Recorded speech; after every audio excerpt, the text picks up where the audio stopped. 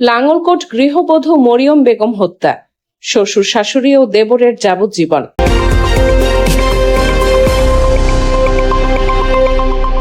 কুমিল্লা লাঙ্গলকোট উপজেলার ছুপুয়া গ্রামের গৃহবধূ মরিয়ম বেগম হত্যা মামলায় শ্বশুর শাশুড়ি ও দেবর সহ ৩ জনকে যাবজ্জীবন কারাদণ্ড দিয়েছেন আদালত।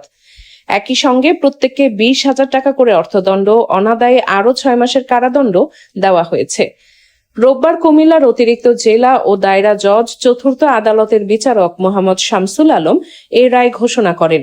রায় ঘোষণার সময় দণ্ডপ্রাপ্ত আসামিরা আদালতের কাঠগড়ায় উপস্থিত ছিলেন। দণ্ডপ্রাপ্তরা হলেন মরিয়মের শ্বশুর আব্দুল মমিন, শাশুড়ি ফাতেমা বেগম ও দেবর মোহাম্মদ নিজাম। মামলার অপর আসামি এবং মরিয়মের স্বামী আব্দুল মতিনকে বেকসুর খালাস দেওয়া হয়েছে।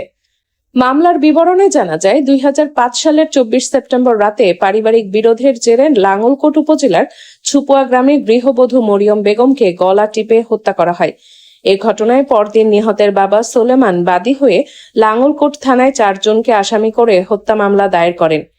দীর্ঘ বিচারিক প্রক্রিয়ায় মামলায় ১২ জন সাক্ষীর সাক্ষ্য গ্রহণ শেষে আদালত রোববার এ রায় ঘোষণা করেন। রায়ে ৩ আসামিকে যাবজ্জীবন কারাদণ্ড ও প্রত্যেককে ২০,০০০ টাকা করে অর্থদণ্ড দেওয়া হয়। অর্থদণ্ড অনাদায়ে তাদের আরও ৬ মাসের কারাদণ্ড ভোগ করতে হবে। একই মামলায় মরিয়মের স্বামী আব্দুল মতিনকে বেকসুর খালাস দেন আদালত। নাঙ্গলকোট থানার ছপুরা গ্রামের সোলেমানের মেয়ে আব্দুল মতিনের কাছে নিকট বিয়ে দিয়ে দেয়। ওই বিয়ের প্রেক্ষিতে তার বাড়িতে বিভিন্ন অভাব অনটন এবং পারিবারিক দ্বন্দ্বের কারণে প্রায় মারধর করতো, করতো এবং তার এই ভিকটিম মরিয়ম বেগম, তার স্বামী ও দেবর এবং শ্বশুর শাশুড়ি মিলে তাকে 12/24/2005 সালে রাত্রে 10:45 ঘটিকার সময় তার শয়নকক্ষে প্রবেশ করিয়ে তাকে গলা টিপে হত্যা করে। এই দীর্ঘ বিচার সূত্রতার কারণে, এই বিচার সূত্রতার প্রেক্ষিতে এটা 12 জন সাক্ষীর সাক্ষ্য হয় 16 জনের মধ্যে।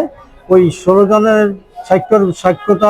সাক্ষ্য গ্রহণ এবং আর্গুমেন্ট সবগুলি বিবেচনা করিয়া বিজ্ঞ আদালত মোহাম্মদ শামসুল হক সাহেব উক্ত রায় প্রদান করেন। রায়ের বিষয় হলো যে তাদের 3 জনকে আব্দুল মমিন, নিজাম এবং ফাতেমা বেগমকে যাবজ্জীবন কারাদণ্ড, 3 জনকে এবং 20,000 টাকা অর্থদণ্ড, অনাদায়ে 6 মাসের কারাদণ্ড প্রদানের এক আদেশ প্রদান করেন। তারা সম্পর্ক হলো মরিয়মের দেবর শ্বশুর শাশুড়ি।